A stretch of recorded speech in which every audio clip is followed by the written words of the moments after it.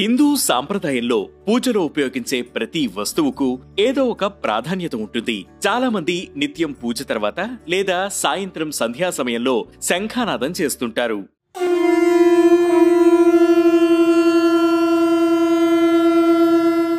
అలా చేయడం శుభప్రదంగా భావిస్తుంటారు. ఐశ్వర్యం సిద్ధిస్తుందని నమ్ముతారు. క్షీరసాగర మథనంలో ఉద్భవించిన వాటిలో శంఖం కూడా ఒకటి. అంతేకాదు దీనిని శ్రీ మహావిష్ణువు స్వీకరించడంతో దాని ప్రాధాన్యత మరింత పెరిగింది.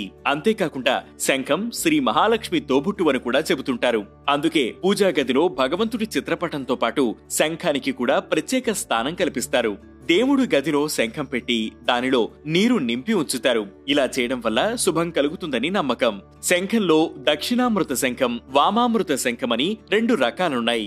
దక్షిణామృత శంఖాన్ని పూజలో పెద్దగా వాడరు. ఇది తెలుపు రంగులో ఉంటుంది. దానిపై కాఫీ రంగు గీత ఉంటుంది. ఈ శంఖం కుడివైపు తెరుచుకుని ఉంటుంది. వామామృత శంఖం ఎడమవైపుకు తెరుచుకుని ఉంటుంది. ఈ శంఖం ఇంట్లో ఉంటే దుష్టశక్తులు దరిచేరవని విశ్వసిస్తారు.